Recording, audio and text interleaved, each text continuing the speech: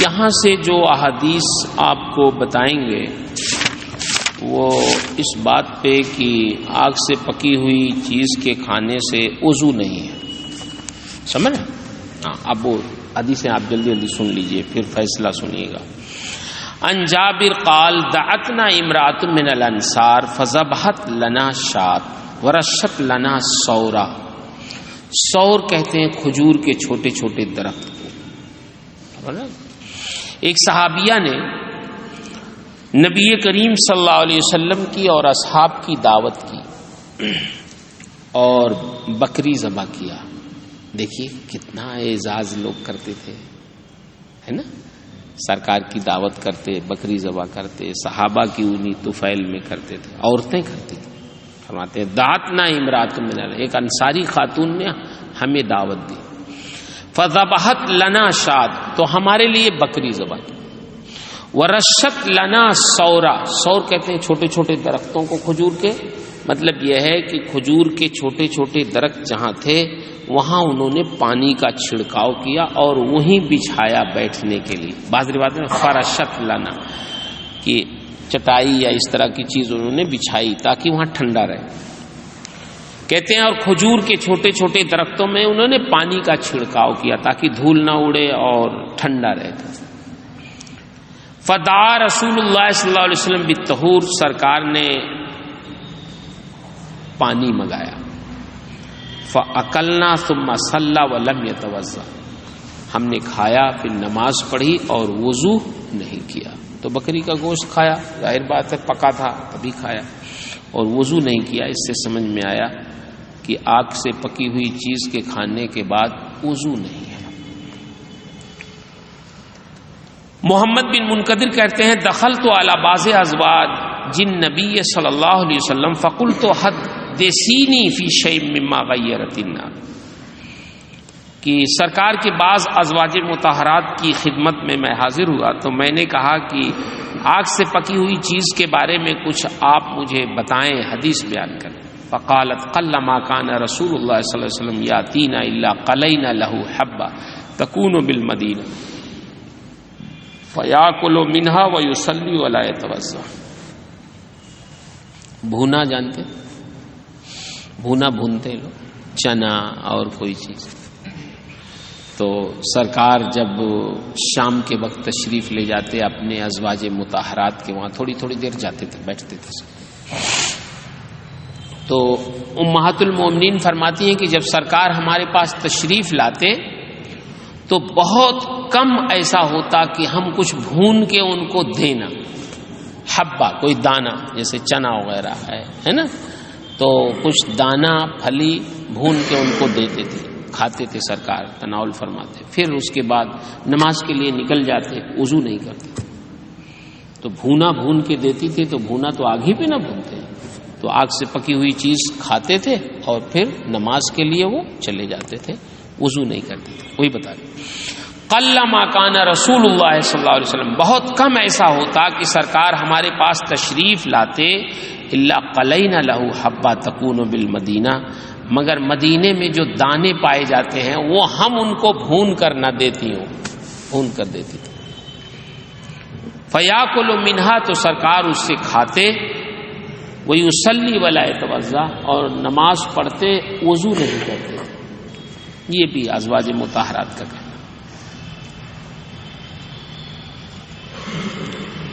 محمد بن منقدر کی روایت ہے دخلت علی فلانا بعض ازواج النبی، انہوں نے نام بھی لیا لیکن راوی کو نام یاد نہیں رہا، قد سماہا و نسیت، ہے نا، انہوں نے نام تو لیا لیکن راوی کہتے میں بھول گیا۔ ازواج مطہرات میں سے ام المومنین کا نام لیا۔ قالت دخل علی رسول اللہ صلی اللہ علیہ وسلم وعندی بطن معلق، سرکار تشریف لائے میرے پاس بطن معلق، بطن معلق سمجھ رہے؟ کسائی لوگ جانور ذبح کر کے بکری اسے ٹانگے رہتے ہیں اجڑی نکال کے، تو گردہ کلیجی سب اسے لٹکا رہتا نا، تو ازواج مطہرات میں سے فرماتی ہیں بعض ام المومنین کہ ہمارے پاس بکری کا پیٹ جس میں کلیجی، پھیپھڑا، دل، گردہ یہ سب رہتا ہے نا، تو وہ تھا بطن معلق. اس کو ٹانگ دیتے تھے کہ کہیں کوئی جانور اس میں سے نہ کھائے اور خراب نہ ہو نا. تو فریج وغیرہ کا زمانہ تو تھا نہیں، تو ایسے ہی سکھا سکھا کے لوگ کھاتے تھے. تو فرماتی ہیں کہ سرکار تشریف لائے تو انہوں نے خواہش ظاہر کی کہ اس میں سے کچھ پکاؤ ہمارے لیے. وہی کہہ رہے ہمارے پاس بکری کا پیٹ کا حصہ تھا، لٹک رہا تھا، جس میں وہی چیزیں تھیں کلیجی وغیرہ. فقال لو طبخت لنا من هذا البطن كذا وكذا، تو سرکار نے ارشاد فرمایا کاش اس بطن سے کچھ ہمارے لیے فلاں فلاں چیزیں پکاتی تم. قالت فصنعناه، ام المومنین فرماتی ہیں ہم نے ایسا کیا، بنایا اس کو. فاکل ولم يتوضا، سرکار نے کھایا اور وضو نہیں کیا. تو اس کا مطلب یہ ہوا کہ اس طرح کی چیزیں بھی سرکار کو ہم نے پکا کے دی، پھر بھی سرکار نے وضو نہیں کیا، اس کا مطلب وضو واجب نہیں.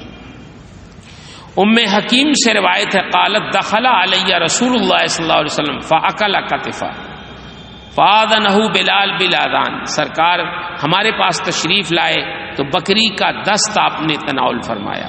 سب کو معلوم تھا کہ سرکار کو پسند ہے، اس لیے لوگ اس کا اہتمام کرتے تھے.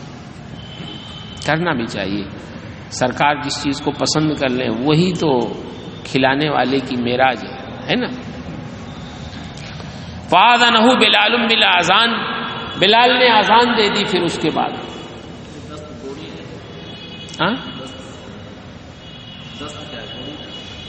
نہیں گوڑی نہیں، پایا نہیں، بکری کا دست. دیکھیے بتاتے ہیں آپ کو، پیر ہوتا ہے نا تو جو اوپر کا حصہ رہتا ہے یہ دست کا گوشت، دست کا گوشت، اس میں ذرا چربی کم رہتی ہے اور کہیں سے نجاست کے مرور کا اثر نہیں رہتا.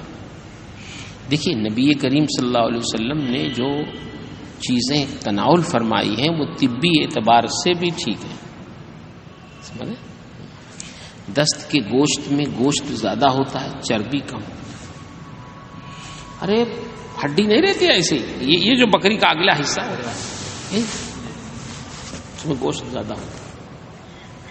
گوڑی نہیں، گوڑی تو پایا ہو جاتا ہے، اس میں گوشت کہاں رہتا ہے، اس کا دوسرا مسئلہ. اچھا پایا کو گوشت سمجھا بھی نہیں جاتا ہے نا. ہاں اس میں ہدایہ وغیرہ میں دیکھا ہوگا، اس میں ہے. چلیے شانہ، جس کو شانہ کہتے ہیں، بازو کہتے ہیں، جو بھی کہہ لیں، کتف دونوں. اچھا فصلی ولم یتوضا، نماز پڑھی وضو نہیں کیا. عبید اللہ نے اپنی دادی سے روایت کیا، وہ کہتی ہیں کہ میں نے نبی کریم صلی اللہ علیہ وسلم کے لیے بکری کا پیٹ پکایا. پیٹ کا مطلب وہی ہے جو میں نے ابھی آپ کو سمجھایا. پیٹ کا مطلب پیٹ میں جو چیزیں رہتی ہیں کلیجی وغیرہ، سمجھ میں؟ ہاں یہ کنایا اس سے. فاکلا منہا، تو سرکار نے اسے کھایا. ثم صلی العشاء، پھر نماز عشاء پڑھی. ولم یتوضا، وضو نہیں کیا. ابو رافع نبی کریم صلی اللہ علیہ وسلم سے اسی طرح روایت کرتے ہیں، انہوں نے عشاء کا ذکر نہیں کیا، بس نماز کا ذکر کیا. حضرت ہند بنت سعید بن ابو سعید خدری اپنی پھوپھی سے روایت کرتے ہیں، قال زارنا رسول اللہ صلی اللہ علیہ وسلم ثم اکل عندنا کتف شاۃ ثم قام فصلى ولم يتوضا. ترجمے کی ضرورت نہیں ہے، آپ اس کو ملا لیجیے. عبداللہ بن حارث زبیدی کہتے ہیں اکلنا مع رسول اللہ صلی اللہ علیہ وسلم طعاما فی المسجد. مسجد سے مراد وہی یا تو اعتکاف کی نیت سے کھایا ہے نا، یا تو خارج مسجد کھایا. قد شوبیا، جو بھونا گیا تھا، یعنی پکا ہوا کھانا کھایا. طعام کے معنی غلہ بھی ہوتا ہے نا، نہیں پڑھے یہ مراد یہاں قد شوبیا، جو بھونا گیا تھا. ثم اقیمت الصلاۃ، پھر نماز قائم ہو گئی. فمسحنا ایدینا بالحسبہ، حسبہ کے معنی کنکریاں، ریت زمین پہ. پھر ہم نے اپنے ہاتھ کنکریوں سے پوچھ لیا. کیسے زمین پہ آپ ایسے رگڑ کے پوچھ. ثم قمنا نصلی ولم نتوضا، پھر ہم کھڑے ہو گئے نماز پڑھنے کے لیے، ہم نے وضو نہیں کیا.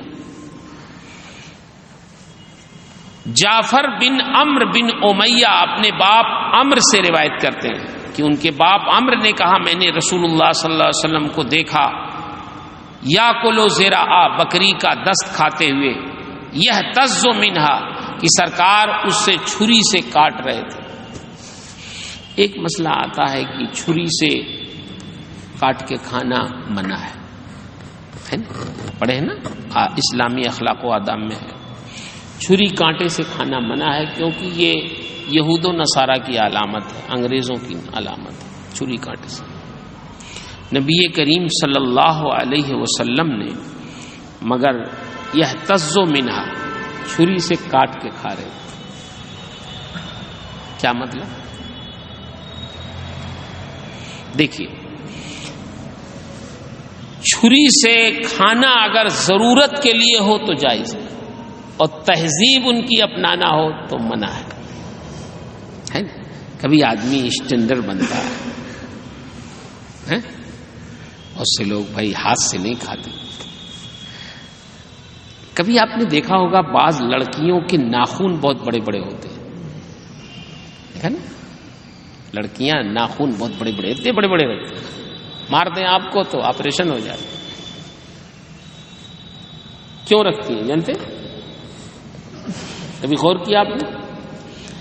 عموماً تو غیر مسلم رکھتی لیکن اب مسلمان لڑکیاں بھی رکھتی ہیں. کبھی غور کیا آپ نے کیوں رکھتی ہے؟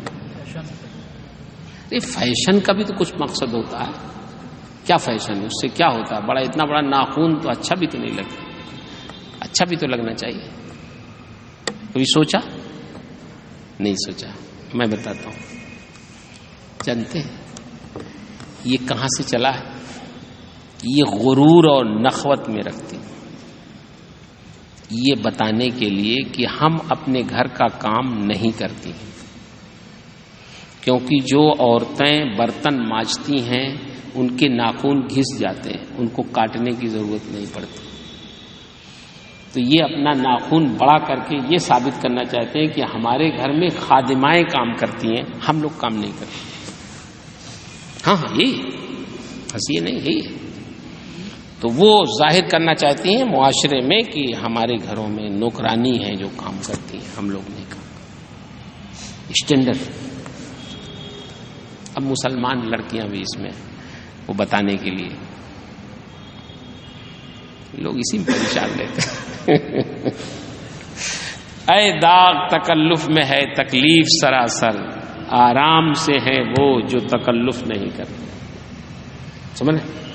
تکلف سے زندگی مت گزاریے. ان سب چکروں میں مت رہیے کہ کوئی یہ سمجھے کہ آپ کے گھر میں نوکرانی کام کرتی ہے اور آپ نہیں کرتے ہیں. ہمارے لیے تو نبی کریم صلی اللہ علیہ وسلم کی سنت کافی ہے نا. کان رسول اللہ صلی اللہ علیہ وسلم فی محنت اہلہ،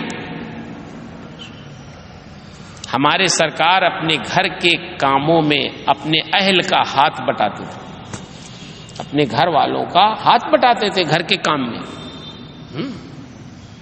ام المومنین فرماتی ہیں حضرت عائشہ صدیقہ کی اگر میں توے میں روٹی ڈال دیتی تھی تو سرکار اس کو الٹتے پلٹتے رہتے تھے، الٹنے پلٹنے لگتے تھے، صرف اس لیے تاکہ دلجوئی ہو ہم لوگوں کی، ورنہ آپ کا یہ بعثت کا تو یہ مقصد نہیں تھا. سمجھ رہے؟ تو جب ہمارے پیغمبر اپنے گھر کا کام کرنے میں کوئی کسرے شان نہیں سمجھتے ہیں تو ہم لوگ تو کس کھیت کی مولی ہے بھائی. سرکار نے اپنا سامان بازار مدینہ میں خریدا، پھر اس کو اٹھانے کے لیے جیسے ہی آگے بڑھے ایک صحابی دوڑ کے آئے، یا رسول اللہ ہم غلام کس کام کے، یہ کام ہمیں سپرد کریں، آپ نہ اٹھائیں. ہمارے ہوتے ہوئے آپ اٹھائیں گے، ہم لے چل رہے ہیں اس کو کاشان نبوت تک ہم پہنچائیں گے، آپ نہ اٹھائیں. نبی کریم صلی اللہ علیہ وسلم نے یہ فرماتے ہوئے کہ رب المال احق بحملہ، جس کا سامان ہو وہی اٹھانے کا زیادہ حقدار. یہ کہتے ہوئے سامان خود اٹھایا، صحابی رسول کو نہیں دیا اور اپنے کاشان نبوت تک لے کے آئے. یہ ساری چیزیں ہمیں اور آپ کو سمجھانے کے لیے ہیں کہ آپ اپنی زندگی کو پرتکلف نہ بنائیے. سادگی کے ساتھ زندگی گزاریے، اسی میں سکون ہے، اسی میں بھلائی ہے، اسی میں کام ہو جائے گا، نہیں تو آپ کا کام نہیں ہو. سمجھ؟ کوئی عیب کی بات نہیں اپنا کام کرنے. اب آپ لوگ بھی سن لیجئے، آپ لوگ علامہ ہو جائیں گے تو کہیں سوچیں ہم اپنا جھولا خود لے کے جائیں. بہت سے طالب علم اگر استاذ کا جھولا ذرا میلا ہے، بہت اچھا نہیں ہے، تو اس کو لے کے چلنا بھی نہیں چاہتے. یا اپنا ہی جھولا، آپ تو پلاسٹک میں سب سامان لاتے، جھولا لے کے نہیں چلنا چاہتے. کوئی شرم کی بات نہیں، یہ سب تکلفات چھوڑ دیجیے. جو مین کام ہے، ضرورت کی چیزیں، اس کو اپنائیے. نبی کریم صلی اللہ علیہ وسلم نے چھری سے کاٹ کے کھایا، اس لیے کہ کبھی کبھی ران بڑی ہے نا، اور بغیر چھری کے الگ نہیں ہوگا، تو سرکار نے چھری سے اسی لیے کاٹ کے کھایا تاکہ یہ بیان جواز ہو جائے کہ مثلا بڑے بڑے جانور ہیں، اونٹ ہے یا اس طرح ہے نا، ان کی پوری ران ہی رکھ دیا تو کیسے کھائیں گے؟ کئی بات ہے، اس سے الگ کئی لوگوں کو کھانا ہے تو آپ کاٹ کے الگ کر سکتے ہیں، کوئی حرام نہیں ہے. چھری کوئی نجس نہیں ہوتی. دوسرے لوگ جو چھری اور کانٹے سے کھاتے ہیں وہ اس لیے کہ وہ ہاتھ سے زیادہ چھری اور کانٹے کو پاکیزہ سمجھتے ہیں، جبکہ ہاتھ سے کھانے میں بڑی خوبیاں ہیں.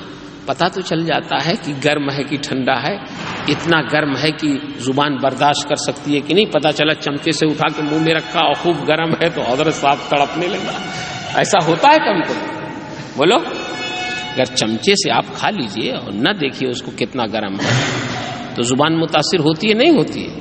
تو جو شریعت نے جو حکم دیا ہے، جو سنت ہے ہمارے نبی کی، اس میں یہ سب حکمتیں ہیں کہ آپ بہت سارے شر سے بچ سکیں. فرماتے ہیں فقام فترہ السکین فدعی الی الصلاۃ، سرکار چھری سے کاٹ کے کھا رہے تھے، نماز کی طرف دعوت دی گئی یعنی اذان ہو گئی. فقام، تو آپ کھڑے ہوئے، فترہ السکین، چھری کو ایک طرف رکھ دیا، فصلی ولم یتوضا، نماز پڑھی اور وضو نہیں کی.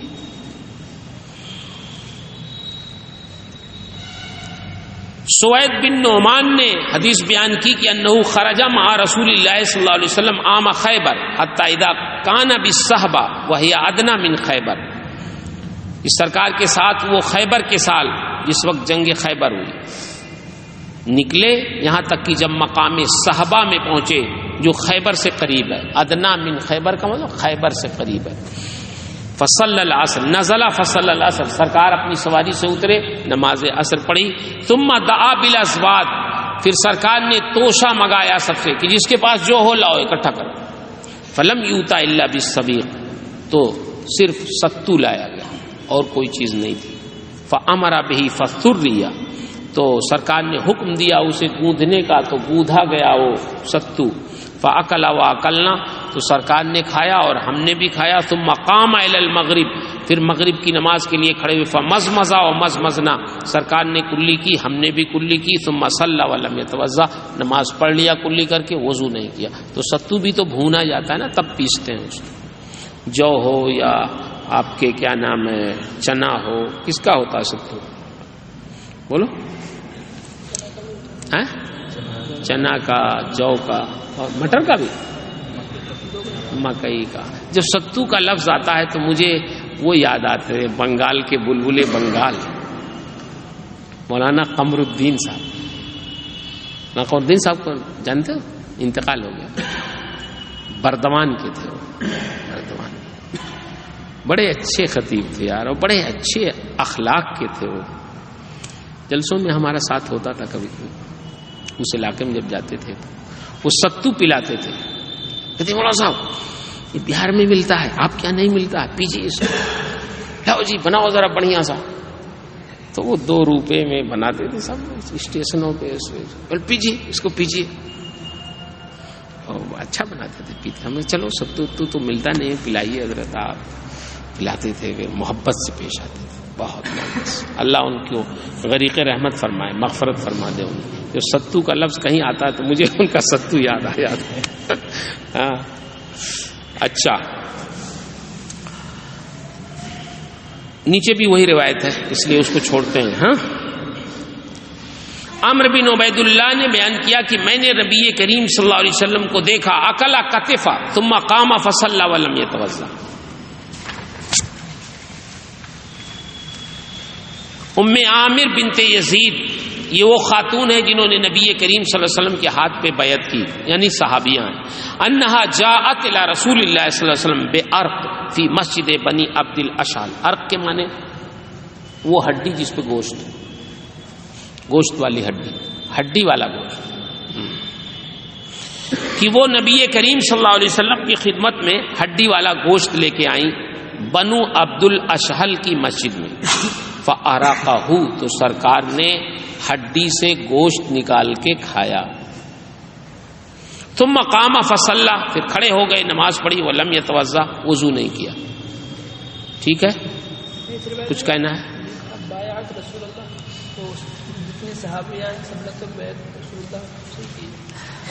نہیں، بایعات سے مراد یہاں بیعت رضوان میں شامل نہیں، اس لیے کہا یہ الگ ایک فضیلت ہے. سمجھ رہے ہیں؟ اصحاب بیعت رضوان جو ہے نا، ان کی الگ ایک فضیلت ہے، جیسے اصحاب بدر کی فضیلت ہے. سمجھ رہے ہیں؟ تو اصحاب بدر کے بعد پھر اصحاب بیعت رضوان کی بھی فضیلت ہے. تو کہیں کہیں تشریح کے لیے، ان کے تعارف کے لیے اس طرح کی باتیں کہتے ہیں. ٹھیک ہے. ففی هذه الاثار ما ينفي ان يكون اکل ما مست النار حدث لان رسول اللہ صلی اللہ علیہ وسلم لم يتوضا منه. اب امام طحاوی اپنا فیصلہ سناتے ہیں. اتنی ساری روایتیں ذکر کرنے کے بعد لم يتوضا لم يتوضا لم يتوضا ہے نا، فلاں چیز کھائی لم يتوضا، فلاں چیز کھائی وضو نہیں کیا. تو کہتے ہیں ان احادیث میں وہ چیزیں ہیں جو نفی کر رہی ہیں اس بات کی کہ آگ سے پکی ہوئی چیز کا کھانا یہ حدث ہو، اس کی نفی کر رہی ہیں. یعنی حدث نہیں ہے یہ ثابت کر رہی ہے نا، کہ آگ سے پکی ہوئی چیز کے کھانے سے وضو نہیں ٹوٹتا. یہ ان ساری احادیث سے ثابت ہوتا ہے. کیوں؟ لأن رسول اللہ صلی اللہ علیہ وسلم لم يتوضا منه، کیونکہ سرکار نے ان چیزوں کے کھا کر کے بھی وضو نہیں کیا. تو سمجھ میں آتا ہے کہ آگ سے پکی ہوئی چیز کا کھانا یہ حدث نہیں ہے، اس سے وضو نہیں ٹوٹتا. وقد يجوز ان يكون ما امر به من الوضوء في الاثار الاول هو وضوء الصلاه ويجوز ان يكون هو غسل اليد لا وضوء الصلاه. ہے نا؟ کہتے ہیں اب جو باب اول میں شروع میں جو احادیث آپ نے پڑھی کہ سرکار نے فلاں چیز کھائی تو وضو کیا، یا فرمایا کہ وضو کرو، ہے نا، توضؤ مما مست النار، یہ جو سرکار نے کہا یا کیا، تو پہلے باب میں جو احادیث ہم نے ذکر کی ہیں کہ آگ سے پکی ہوئی چیز کے کھانے کو کھا کر سرکار نے وضو کیا یا وضو کرنے کا حکم دیا، تو کہتے ہیں اس حدیث سے دو چیزیں مراد ہو سکتی ہیں. وضو سے مراد وضو شرعی بھی مراد ہو سکتا ہے نا، اور وضو سے مراد وضو لغوی بھی ہو سکتا. لغوی سے مراد ہاتھ دھلنا، کلی کرنا، وضو کرنے کا مطلب یہ بھی ہوا لغوی. تو کہتے ہیں کہ جب دونوں احتمال ہے تو پھر ہمیں کرنا چاہیے کیا؟ بھئی یہ بھی تو نہیں کہہ سکتے، احتمال تو دونوں کا ہے اس کا، تو ان حدیث کو کیا کریں گے؟ اب فیصلہ سنیے. کہتے ہیں آثار اول میں ممکن ہے کہ جس وضو کا حکم دیا گیا وہ وضو صلاۃ ہو، اور یہ بھی ممکن ہے کہ وہ غسل ید ہو، وضو صلاۃ نہ ہو. الا انه قد ثبت عنه بما روینا انه توضأ وانه لم يتوضأ. مگر یہ ہے کہ سرکار سے ثابت تو ہے، جو ہم نے حدیثیں روایت کی دونوں طرح کی، یہ ثابت ہے کہ سرکار نے وضو کیا بھی اور وضو نہیں بھی کیا. جو بھی آپ وضو مراد لیں، لیکن یہ تو ثابت ہے احادیث سے کہ سرکار نے وضو کیا بھی ہے. پہلے باب کی احادیث سے ثابت ہوتا وضو کیا ہے، اور دوسرے باب کی احادیث سے کیا ثابت ہوتا وضو نہیں کیا ہے نا. ثابت تو دونوں ہے. فَأَرَدْنَا أَن نَعْلَمَ مَا الْآخِرُ مِنْ ذَلِكَ. جب دونوں ثابت ہے، وضو کرنا بھی وضو نہ کرنا بھی، تو اب آپ کس کو ناسخ کس کو منسوخ کریں گے؟ بولیے، آپ ناسخ و منسوخ کس کو کہیں گے؟ دونوں تو ثابت ہے. جب تک تاریخ نہ معلوم ہو کہ پہلے کیا عمل تھا بعد کا کیا عمل تھا، تو کیسے کہیں گے کہ صاحب ہو سکتا ہے وضو نہ کرنے والا ہی عمل پہلے ہو اور وضو کرنے والا عمل بعد میں ہو، تو وہی ناسخ ہو جائے گا. بات سمجھ میں آ رہی؟ تو اب یہ ضرورت پڑی کہ یہ تلاش کریں کہ سرکار کا آخری عمل کیا تھا، ہے نا. اب حضرت جابر کی روایت سنی. محمد بن منقدر کہتے ہیں تو ہم نے ارادہ کیا کہ ہم جانیں سرکار کا آخری عمل کیا ہے. تو محمد بن منقدر نے جابر بن عبداللہ سے روایت کیا، قال کان آخر الامرین من رسول اللہ صلی اللہ علیہ وسلم ترک الوضو مما مست النار. حضرت جابر فرماتے ہیں کہ نبی کریم صلی اللہ علیہ وسلم کے دو کاموں میں سے، یعنی وضو کرنے اور نہ کرنے میں سے جو آخری امر تھا وہ کیا تھا؟ ترک الوضو، یعنی وضو کا ترک کرنا. تو اس سے سمجھ میں آیا کہ وضو کرنے والا عمل کیا تھا، پہلے کا تھا، اور ترک وضو کا عمل کیا تھا، بعد کا تھا. لہٰذا یہ پہلے والے کے لیے کیا ہوگا؟ ناسخ ہو جائے گا. حضرت ابو ہریرہ کی بھی روایت اسی طرح کی ہے، بہت صریح تو نہیں ہے لیکن پھر بھی سمجھ میں آتی ہے. ان ابی ہریرہ ان رسول اللہ صلی اللہ علیہ وسلم اکل من ثور عقیق فتوضا، کہ سرکار نے پنیر کا ایک ٹکڑا کھایا تو وضو کیا. ثم اکل بعدہ، پھر اس کے بعد، اب اس کے بعد کا محدثین فرماتے ہیں فوراً کھایا یا کچھ دنوں کے بعد کھایا. کہتے ہیں ظاہر یہی ہے کہ کچھ دنوں کے بعد کی یہ روایت بیان کر رہے ہیں ابو ہریرہ. ثم اکل بعدہ کتفا فصلى ولم يتوضا، پھر اس کے بعد بکری کا گوشت کھایا تو وضو نہیں کیا. تو اس سے سمجھ میں آتا ہے وضو نہ کرنے والا عمل کیا ہے؟ بعد کا ہے. کہتے ہیں فثبت بما ذکرنا ان آخر الامرین من رسول اللہ صلی اللہ علیہ وسلم ہوا ترک الوضو مما غیرت النار. سمجھے؟ وان ما خالف ذلك فقد نسخ بالفعل الثانی، اور جو مخالف ہے وہ دوسرے فعل سے کیا ہے؟ منسوخ ہے. یعنی پہلے والا عمل دوسرے والے عمل سے کیا ہے؟ منسوخ ہے. اور آخری امر یہی ہے ترک الوضو والا. ہذا ان کان ما امر به من الوضو يريد به وضوء الصلاه وان كان لا يريد به وضوء الصلاه فلم يثبت بالحديث الاول ان اكل ما غيرت النار حدث. کہتے ہیں دیکھیے یہ تو اس وقت گفتگو ہوگی ناسخ و منسوخ کی جب پہلی والی حدیث میں وضو سے مراد کون سا وضو لے؟ وضو شرعی لے تب، ہے نا. لیکن اگر پہلے والی حدیث میں وضو سے مراد وضو لغوی لیں تو پھر ناسخ منسوخ کی کوئی ضرورت ہی نہیں. بس وہی بات بتا رہے. کہتے ہیں یہ تو اس وقت ہے جب انما امر به من الوضو، جس وضو کا حکم دیا گیا اس سے وضو صلاۃ لیں تب. وان کان لا یرید به وضو الصلاۃ، اور اگر وضو صلاۃ مراد نہیں لیتے فلم یثبت بالحدیث الاول ان اکل ما غیرت النار حدث، تو حدیث اول سے تو یہ ثابت ہی نہیں ہوتا کہ آگ سے پکی ہوئی چیز کا کھانا یہ حدث ہے، کیونکہ وضو ہے ہی نہیں وہاں. فثبت بما ذکرنا بتصحیح هذه الاثار ان اکل ما مست النار ليس بحدث. تو ان تمام احادیث کے ذکر کرنے سے یہ بات واضح ہو گئی کہ آگ کی پکی ہوئی چیز کا کھانا یہ حدث نہیں ہے. سمجھے؟ سرکار کے بہت سارے صحابہ کی اب حدیث ذکر کریں گے یہاں سے.